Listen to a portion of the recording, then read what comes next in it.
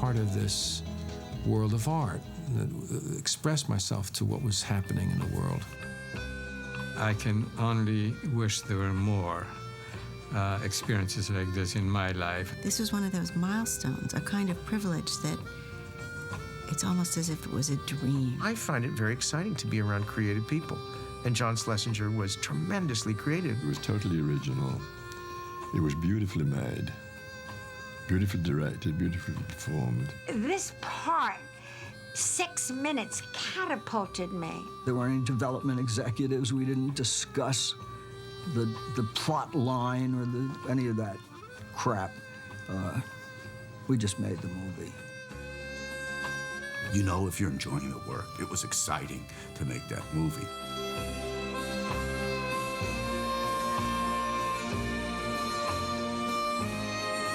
John had just come off of 2 years working on this big MGM movie, Far from the Madding Crowd, and he really wanted something totally different. He wanted to work with a real gutsy American writer on some American material. Schlesinger and I had met years before that. I'd seen A Kind of Loving and Billy Liar, and I just flipped for this guy's work, and I flew to England to meet him. A young American artist in London sent John a book by James Leo Hurley called Midnight Cowboy.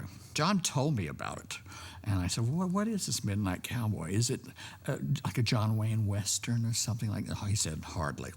You read this. And I did. I came back the next day, and I said, whoa, you can't, it's great. It's great. It's outrageous. You can't make this movie. It's too wild. It's too X-rated, and no one will ever make it. No studio would touch it. And he said, precisely.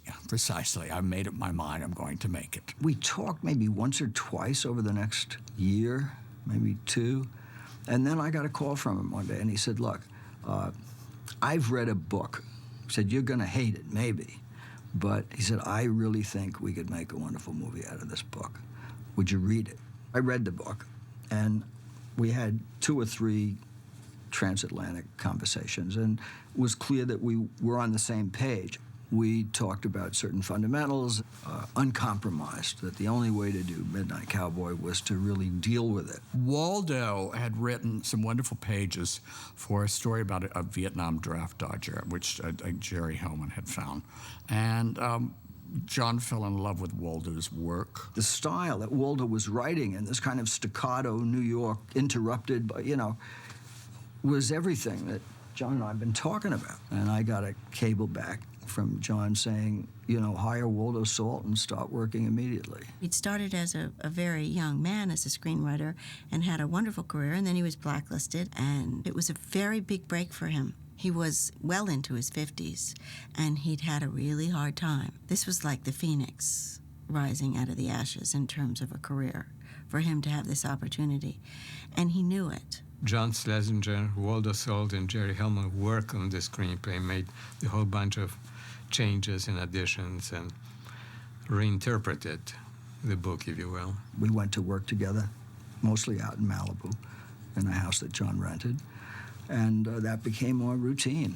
We'd meet in the morning, we'd talk until we reached a point where we'd say, Waldo, write it. He was a great believer in the notion that dialogue was the last thing to come into a scene, that scenes were not about the dialogue, that the difficult part of screenwriting had to do with finding the image and the action in the scene. When I first approached Dustin, I'd sent them the book of Midnight Cowboy because there was no script that was worth reading at that time, and they'd read it, and Dustin, in effect, said, yes, I want to play this. All right. When people would compliment me about the character, I would say, it's in the book. That character is so delineated in the book, and he spent pages and pages describing Enrico Rizzo. Mike Nichols called and wanted to test him for Graduate. They called me and said, would this prevent him from doing Midnight Cowboy? We said, absolutely not. He went out, he tested, he was a huge success. When he came back to us, he was on his way to being a huge star. Graduate was just huge and made Dustin an international star overnight. It was the first place I met John Schlesinger in Times Square. He'd seen The Graduate, and he didn't think I was right. And I asked if I could meet him at Horn and Hardart, which was on 42nd Street, about 3 in the morning. And in fact, I had auditioned for John by dressing up as Ratso in a sort of seedy coat and walking down 42nd Street with John, going into Nathan's or trying to get into Sardi's and being thrown out. Where's that Joe Buck? Where's that Joe Buck? Where's that Joe Buck? Where is that Joe Buck? Where's that Joe Buck? Where's that Joe Buck? Yeah, where's that Joe Buck? Somebody gave me the book Midnight Cowboy and said, you should play the part. Every young actor in town knew this was the part of the decade. It was a star-making part. And it was going to go without me because I tried to get in. I couldn't get in the door, this and all this. And finally, called my agent up. I said, is Midnight Cowboy going again? I said, yeah. I said, what are they doing? He said, well, they're screen testing now, John. They're pretty much down to who they want. I said, who's casting it? He said, Marion Doherty. I said, call Marion, tell her I'm coming into New York. I'm leaving tonight. She's the one who said to us finally, look, you're testing 6 other people, for Christ's sakes. Test Jon Voight. Just Schlesinger says, well, John, I tell you what, you're an interesting young man. And we've already got 3 boys we're auditioning. But, you know, why don't you, when Waldo, go off and read the script a little bit? And if Waldo thinks it's appropriate, you can come and we'll audition you as well. We put each actor in front of a white screen. Waldo Salt pretended to be a really nasty talk show host. And there was no script. They had to deal with this extemporaneously. My dad was off screen going, look at you, nobody buys that dumb cowboy act anymore. What are you standing there all, he would insult him as the interviewer and make Joe Buck kind of rise up and defend himself and talk about himself. And it really revealed a Joe Buck that is in the movie. What makes you think you got something that you can sell to women? Because I know it. That's what I got. What you on got? You. That's what I got on you. I called Dustin and asked him to come up and look at the tests. And he did. And, he hated being in that position, and he said that. He didn't want to be choosing between actors and all that. But he understood the question, and we asked him, okay, who's better? And Dustin said, look, I don't know who's better or not, but he said, what I found was that when the other actor was on the screen with me, I was looking at myself. When Jon Voight was on the screen with me, I was looking at Jon Voight. And I remember that so clearly. And that was it. And there you are, you handsome devil, you. With Joe Buck, there's certain things that sparked me when I read it. One is this humor. I found him to be very humorous. I was interested in the adventures of Joe Buck. What are you gonna do back east? There's a lot of rich women back there, Ralph. Begging for it, paying for it, too. Yeah? Yeah, hell yeah. And the men, they're mostly tutti fruities. Jon Voight and I, we traveled around Texas together, out in Midland and Odessa. I was very taken, and something I really liked about the Southern gentleman, the aspect of yes or no, sir. I found that all these young people had that. Do you have another piece of gum for her? Oh, yes, ma'am, I do. There's a sweetness in it, and that was Joe to me. I said, Joe has that sweetness. He's got it from the culture. He's not a coarse person, even though he's involved in some very bizarre stuff. He's just a country boy, Excuse me, ma'am. And there was a self-consciousness about Joe Buck that was immediately interesting to me. The mirror images that you remember from the film came from the inner life of the character and his own inner insecurity. Every time we saw the mirror in which he could check himself and sort of contrast himself against the surroundings and rehearse his actions. You know what you gotta do, cowboy? He was striving to belong somewhere. That's what his journey was about, He had no family, he had no moorings. But then there's the suspense. What's going to happen to Joe? He just gave 20 here, 20 there to the other guy. He's got no... Sure, oh, man. This is tough. And then just at the bottom, in comes Mr. Hoffman as Ratso. And there they are, meeting at the bar. I'm Joe Buck from Texas. Enrico Rizzo from the Bronx. I thought Dustin brought so much to the movie, and I really think it's one of his 4 or 5 greatest performances. I remember Dusty came in and he had gone to this dentist who he got this set of teeth, and I was so jealous of Dusty's ugly teeth and his perfect limp. I mean, that limp was like the broken-winged bird, you know, like this little flip of his feet and stuff. And I knew I had to find a proper walk for Joe, too. And we actually shot a couple of little pieces very early, and I had to come up with it quick. And they're in the film. Those little pieces are in the film. The image of the character to me was this man who had, the limp that he had, in following him, I remember a particular day, is he actually stopped on 42nd Street to cross the street. I think it's 7th Avenue. And people crowd up at certain times of the day, and it was that kind of a day, as I remember, where people kind of crowd up, and once the signal breaks to green, there's kind of a race, a New York City race to get to the other side of the street. And he won. And I thought that was an indication of something I wanted to have in a character, that Ratso, with his deformity, would, in spite of it, come in first. That was something about the character. He was such a survivor. We rehearsed Midnight Cowboy very much like a play is rehearsed. On The Graduate, we had 3-4 weeks rehearsal. And lo and behold, we had the same thing on Midnight Cowboy. And I don't know if I've ever worked on any 2 films that had that kind of preparation, delineating character work and letting the director get a feel as to how he wanted to shoot it, and bringing a cinematographer on just the room that we had with marked off tape on the ground like you do when you're rehearsing a play, little lines for steps, and, you know, and that stuff. And so much of the stuff that was discovered for Midnight Cowboy came from the room. I remember one day I was reading somebody, and all of a sudden I wasn't acting. The switch had been made. I said, oh, there it is. I got it. Dustin, he'll do anything to find a character. Magnificent moments, from my perspective, came out of that. Pretending to fall down stairs, just in a room where we didn't have any stairs, where Ratso falls down the stairs. They did these unbelievably brilliant improvs where they could just go on and on forever. Waldo was with us every step of the way. And if they did an interesting improvisation that lasted, 5 minutes, he cut it down to 5 lines. But the essence of it was in the script.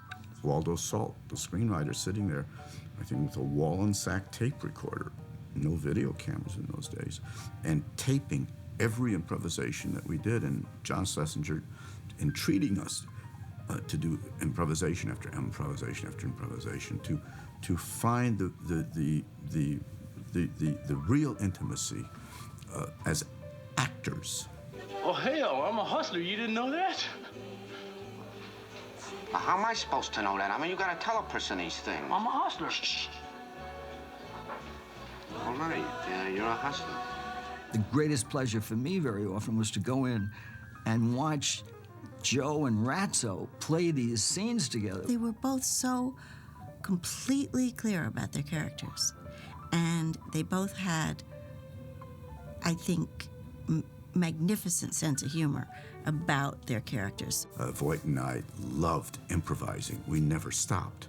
We did it at lunchtime. We were the characters constantly because we just enjoyed it. It was very exciting to us to try to once we hit on, what do these guys talk about? And Schlesinger would sidle over and he'd start laughing because we were getting off. And he says, what is that? And then he put it on film. And there's a scene on the screen that came out of him overhearing us at lunch where one of us says to the other, because it was just fun to try to figure these guys out. So if you were reincarnated, what would you come back as? If I had my choice seeing a dog in the president, I'd come back as the president. I ain't that dumb. What do you think? Well, maybe you gotta think about those things for a while. When I read the script, it was these 2 characters, but they brought it to life in a way that was absolutely unique. And the moment of putting my head, I think, which we found in rehearsal, just resting it on Voight's chest. The audience knows they're seeing something that the characters are not consciously aware of. They're seeing an intimacy at its birth between these two guys. How come you ain't scored once the whole time you've been in New York? Cause I need management, goddammit! You'd have to be brain dead not to realize that you were seeing two superb actors just, pushing each other higher and higher and higher and demanding more and more of each other. We're doing everything we could within our techniques and within our imaginations and within every bone of our, to get something real to happen between us, to provoke real life. And then suddenly there you are with the camera and the lights and everything, and you're falling short. You always do. You're just never delivering what you want to deliver. And we were able to use each other. And John would come up. We sensed very early on that we wanted, if I'm going to be better in this than you, I'm going to be better with you being your best. That was implicit somehow. And that moves me to this moment. And that will never leave us. You know what you need? You need my friend O'Daniel.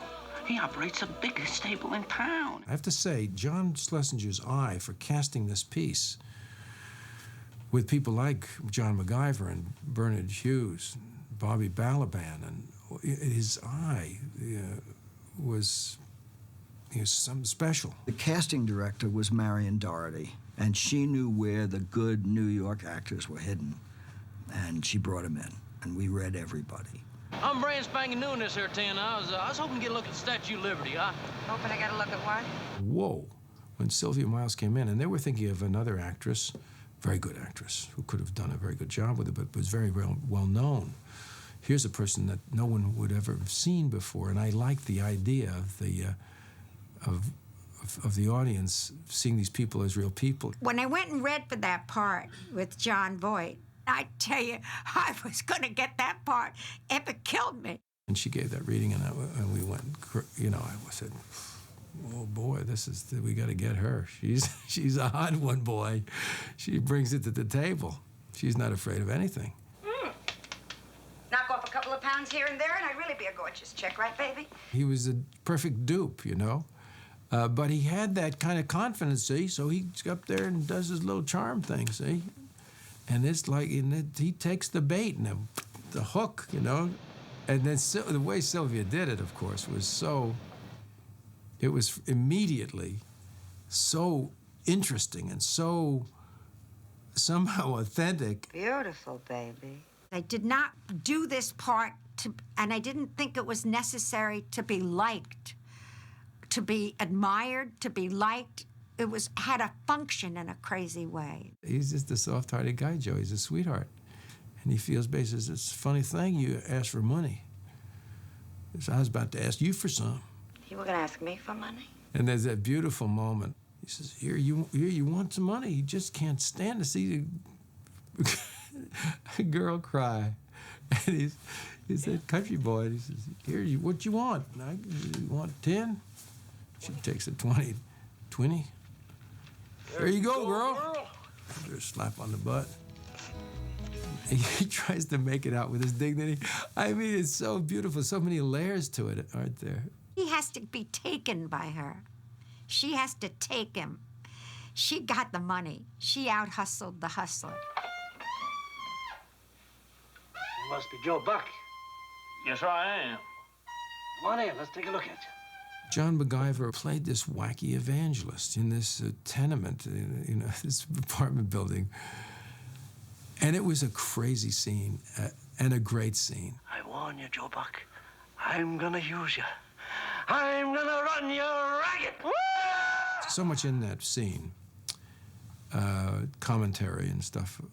But the real heart of it is the energy between these two guys. Here, right now. Why not? Why not? I've prayed in the streets. I've prayed in the saloons. I've prayed in the toilets. It don't matter where, so long as he gets that prayer. Barnard Hughes was another magnificent man. I'm Townsend P. Lott from Chicago. Call me Townie. I'm here on a paper manufacturers convention, and frankly, to have a little fun, damn it. And Bernard Hughes, remember we were doing a scene where I turn on him because I'm desperate, and that's exactly what he wants me to do, some sick part of him. And I hit him, and he had false teeth. And he's, I don't know whether John suggested or he suggested, maybe if he hits me, I'd lose my teeth. Well, it's that kind of the non-vanity of the real artist. He doesn't care what he looks like. He was trying to do this role, make it grotesque. And it was so beautifully done, you know. Now look at this here, see? There's an E in money. I mean, if that's your word. I think Brenda is sly and funny and wicked and sexy. Huh? John Schlesinger saw her on Broadway, and I know for certain that Marion Doherty was involved in that, too. Bye.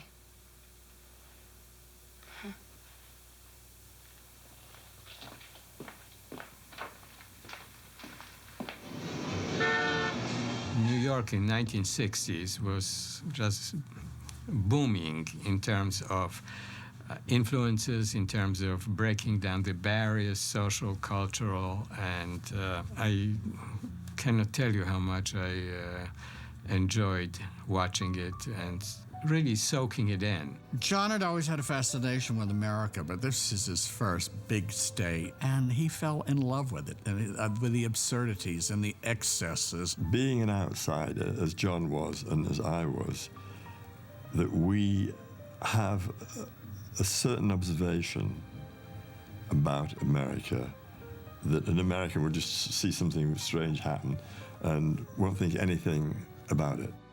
Because it was new to John, he saw things that the rest of us simply didn't see. I mean, I was born and raised in New York.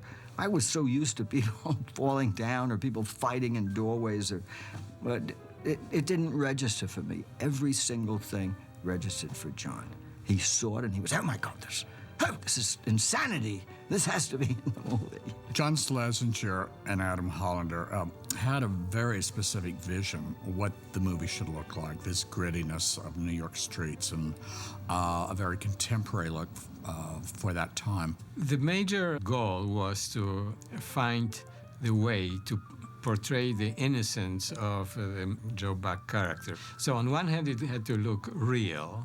On the other hand, we're trying to light him in a way that would sort of accentuate his innocence. John is a tall fellow, so all you had to do is to throw him on Fifth Avenue and 52nd Street, put a 1200 millimeter lens 3 blocks away, and have him walk through the crowd, and he would always pop up from the crowd.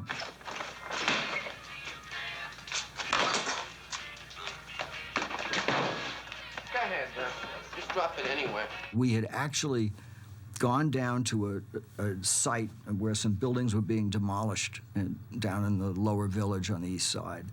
And John had originally wanted to film the X-Flat on that location, but there was no water, there was no power, there were no toilets.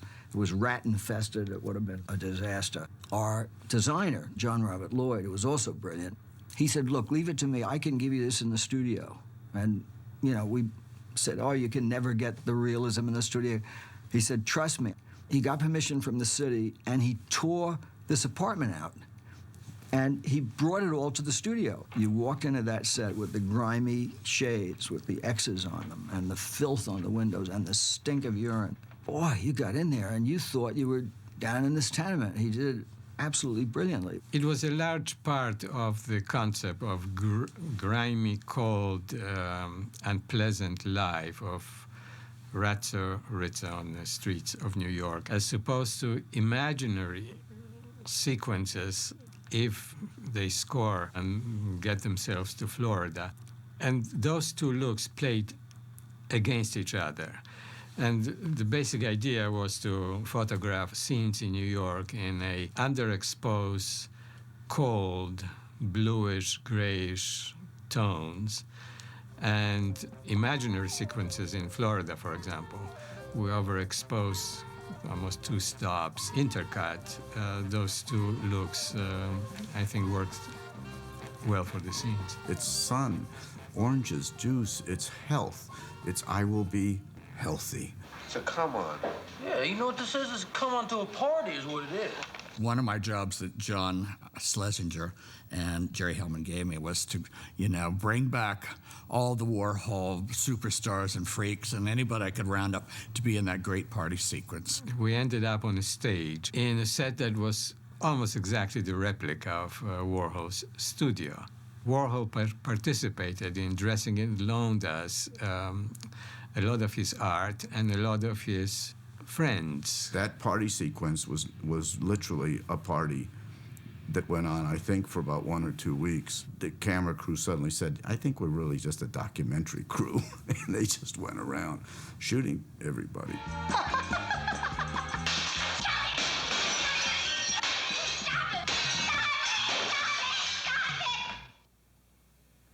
Flashbacks were a big deal with this film. How do we include this much information? How do we get people to the table so that they know who Joe is, so they can respond with him to the different circumstances? How do we set the story? And they went and shot all these little pieces to establish this background. That was all absolutely planned from the start. The backstory on Joe Buck was that he was a kid who was kicked from pillar to post. His mother went off to work in a war factory, and he went to live with Grandma Sally Buck. There's a TV dinner in the fridge, lover boy. Expect me when you see me. I'll leave you movie money. You could just feel everything about Joe Buck from those few moments. She had a series of men in her life, mostly cowboys, who were gentlemen callers. The cowboy images of sex and romance all being tied up with the idea of boots and saddles. So this was a profound influence on this guy who connected masculinity, sexuality with cowboys. Annie was the first person that made Joe Buck feel like he was a lover. He was too dumb to know that you don't kiss the town slut. All the other guys would take her behind the movie screen and have their way with her, but he was fool enough to kiss her. Hell, the only one thing I ever been good for is loving. Women go crazy for me. That's a really true fact. Right, so hell, Crazy Annie, they had to send her away. And her feeling for him imbued him with his own power, so that it's what gave him this sense that he was somebody. You're the only one, Joe. You're the only one.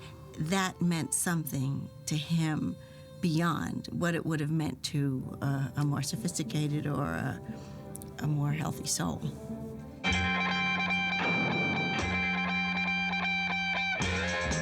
They wanted a almost subliminal feeling about what went on without showing you.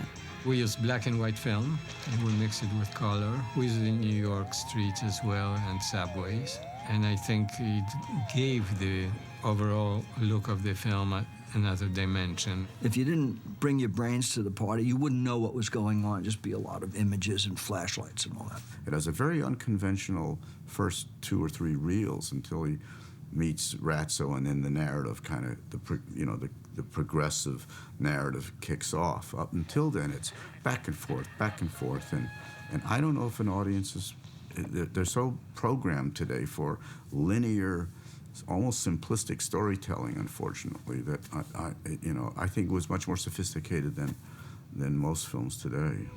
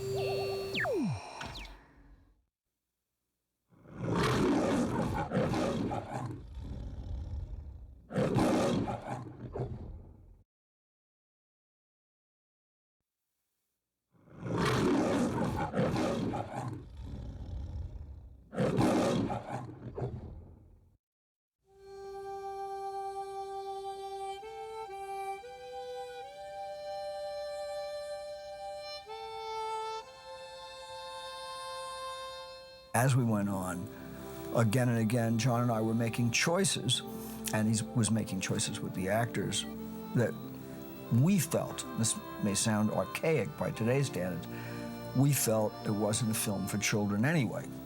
And we chose to go ahead and do what we were going to do. I never paid any attention to ratings of the film or controversy over its subject matter. It was a good screenplay with wonderful human story. It didn't occur to me that we are breaking social barriers or upsetting establishment values. The outrageous balcony sequence with John Voight and Bob Balaban, and that broke a lot of taboos at its time. But, you know, it wasn't anything that wasn't happening on 42nd Street, you know, at any time of day or night. I was such a newcomer when I did this movie. I was in college at the time. It actually didn't occur to me that there was anything at all dangerous, weird, maybe my career would be injured. I didn't have a career, so I really had very little to worry about. Film was finished, and I think UA must have shown a print to the MPAA, and they came back and they said, well, unless they'll make cuts, it's gonna have to be an X, which meant, just so you understand the significance of that, at that time, there were markets in which it couldn't play, and you couldn't get any advertising on television. And so we went out as an X. We'd seen the film and said, this is wild film. It's pretty good. But is anyone going to like it, or are people going to walk out in droves? And at that screening on 7th Avenue in New York, it was electrifying at the end. People were sobbing in tears, applauding. It was amazing. First of all, no one had any expectations for the film. That film was being done in a climate of the so-called golden age, of you just try to do good work. I never anticipated it was going to be as successful as it became. Then there were these Oscar nominations, and then there were these Oscars. And everybody's lives changed. I said to my dad, I got nominated. He said, yes, and all my friends said that you got nominated and you're playing a hooker. I said, yeah, but I'm only playing it. It never happened in the history of the industry that an X-rated film was voted the best picture. We never, ever thought that this could win an Oscar, because in those days, the Academy vote was really old and really conservative. I went to the Academy Awards that year, and there was that divide, the old school and the new guys. I was part of the new guys. We were actually in London filming Sunday Bloody Sunday. And John was quite modest and said, oh, I don't think I want to go to Hollywood. We're the dark horse, but we're probably not going to win. And besides, I look like a fool, being very British. I look like a fool if I went to Hollywood and came home empty-handed. So we stayed in London shooting Sunday Bloody Sunday. And John's secretary on Midnight Cowboy was the production secretary on the Oscar show. And she was backstage on a telephone at 4 o'clock in the morning in London announcing that, you know, Walter Salt, you know, and there was, you know, the next award. And John Schlesinger, Best Director, was just jumping up, you know, it was wonderful. And then finally, the Best Picture of the Year. And so it was really exciting. It was an interesting night, and that we won the awards, I thought was deserving, you know, that it was a great picture. After the film won an Oscar, the ratings board came back, and they said, look, if you will let us cut one frame out of the movie so we can say it was recut, we'll change the rating. John and I said, absolutely not. We're not taking a frame out of the movie. We don't care what you do. And the guys at UA absolutely supported that. They said, N-O, picture doesn't get cut. So I guess when you get the stamp of approval of the Academy, you get to be a little more risque. But it was a sort of a dubious distinction, I thought, for a while, that I got to be the X rating of a movie, you know, for 5 minutes. Hey, I'm walking here. I'm walking here. Up yours, you son of a bitch. You don't talk to me that way. Get out of here. It really holds up very well. And everybody seeing it for the first time has the very same response to it. When a young person sees it, it's as meaningful Even though there's been the sexual revolution and this and that and whatever, and a couple of wars in between, it has never failed to really shake up a young person, because it's almost like an initiation. I think it's a classic story of redemption. I think it's really about people redeeming themselves in some major way.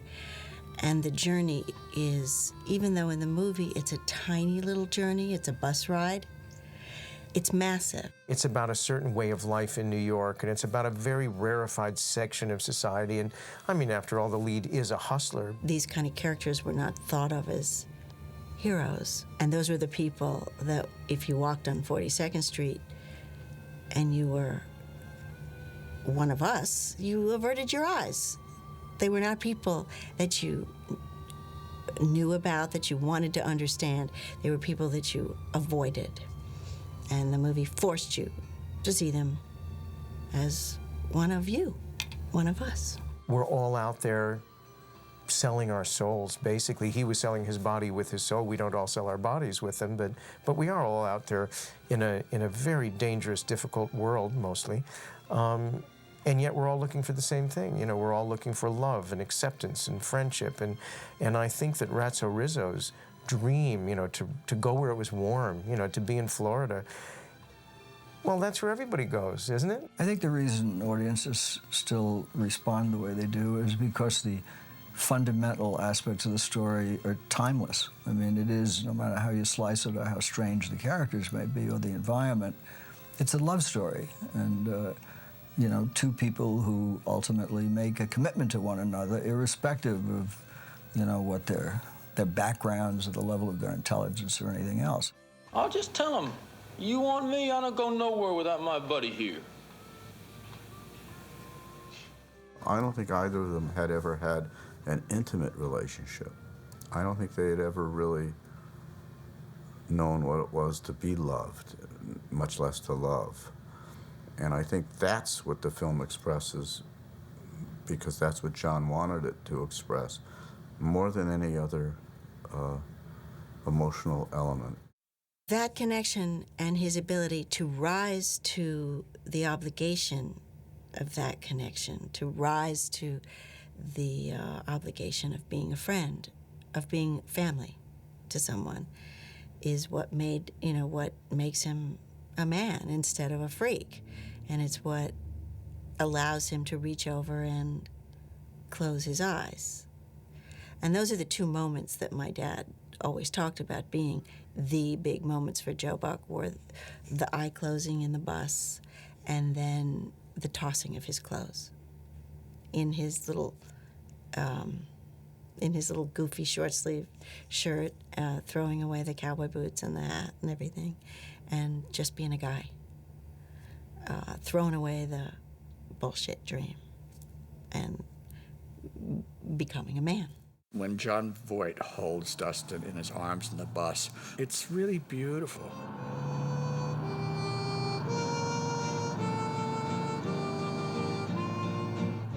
The grace of the film was in the vision of human compassion. God bless John for making this movie.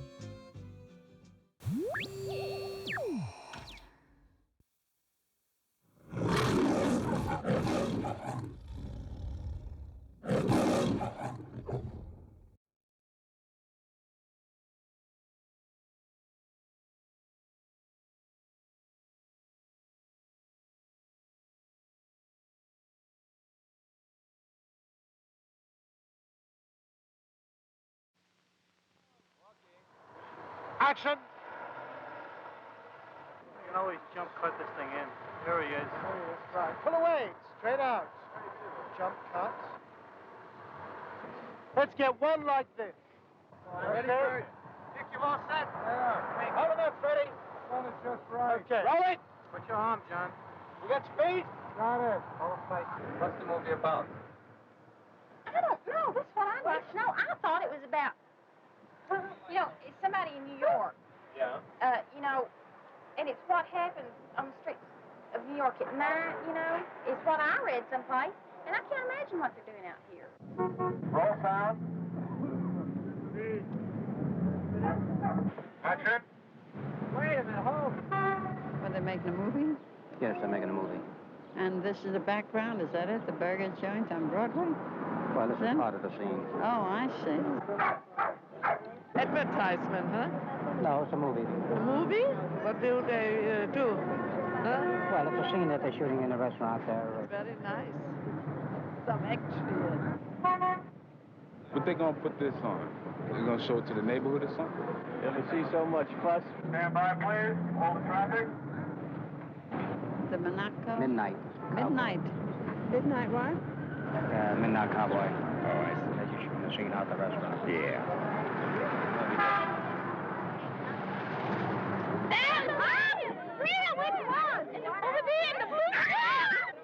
Drawn by curiosity or charisma, hoping to touch a star or just to see one, fans and film buffs, idlers and oglers. Wherever there's a camera, there's a crowd.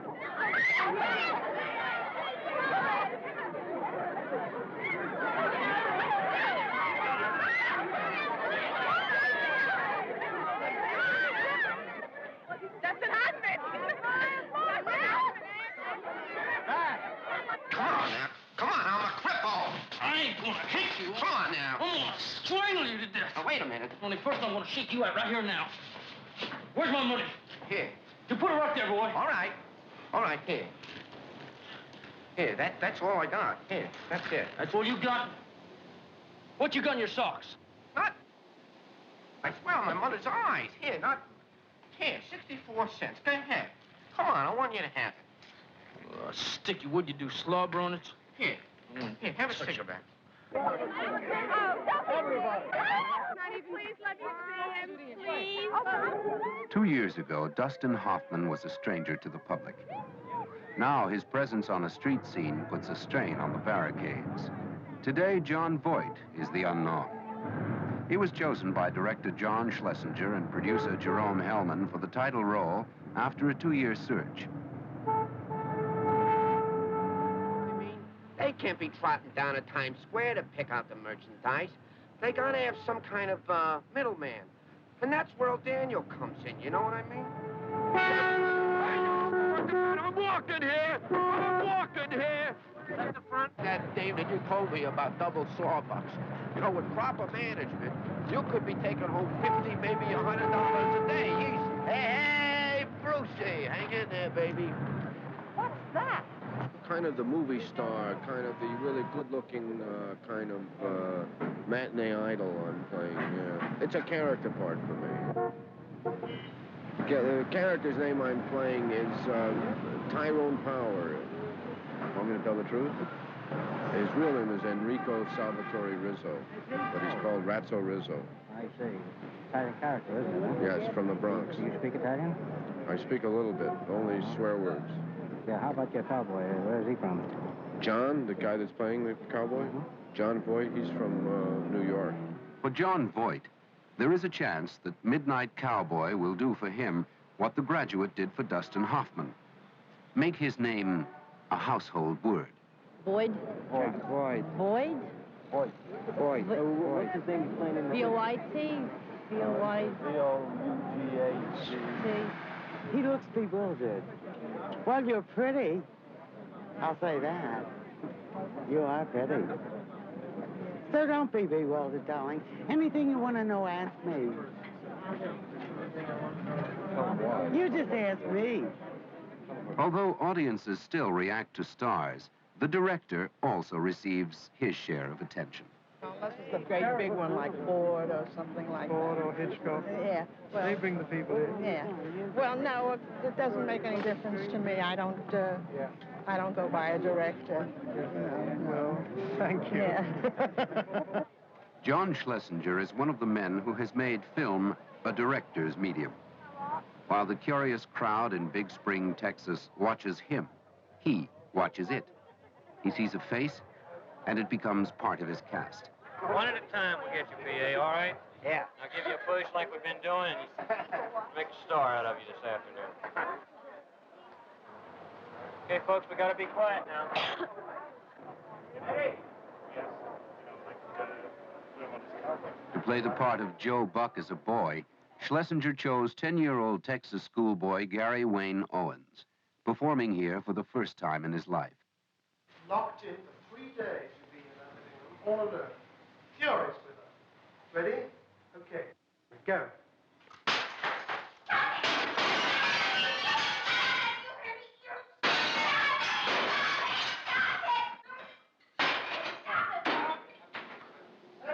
Perfect, director. Give me awards. That's an instinct. Destruction. Very good. It hit you. It hit me. I baptize thee, my brother, in the name of the Father, the Son, and the Holy Spirit. Everybody goes, hallelujah, as he goes down. This is Truman Friday, one-time boot shop proprietor, part-time preacher, and first-time actor. A gallery of local citizens are the spectators and the players. Recruited in town, not one is a professional actor. Right, let's turn it. Okay, Bert. Okay, here we go, kids. Too hot. Up in the hill. Killing you, right? Roll it.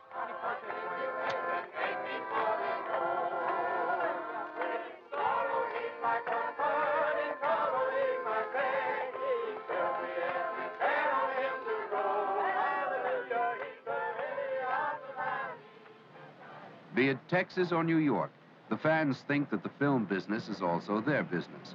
Sometimes it is. Peter Scalia was just doing his job, operating his fruit stand. But on this day... They're taking a movie. They are taking a sequence from a movie. Hey! I tell you one before you keep away from me. You know me done that Tony Freak, keep away from me. So what are you stealing my stuff and molesting my stuff? I think it out before. Hey, hey, hey! I know I've seen him before someplace. I say, I look at his face now. I've seen him on television, but I I know Hoffman. They said Dustin Hoffman, so I'll take a look at him. He's from Clinton Street, Dustin. Yeah, Dustin, yeah, but he lives down the village now. He's I from see him my down the village. neighborhood. He was born in my Yeah, but neighborhood. he hung out in Rienzi's. Big deal. And who's Dustin Hoffman? I think a new movie star. Yeah. Are we ready? Stand by, hold the traffic, please. Oh, I'm just glad it's not a riot, that's all. Wait a minute. Second stick. Second stick. Roll sound. We're rolling. Action! Cut. Cut.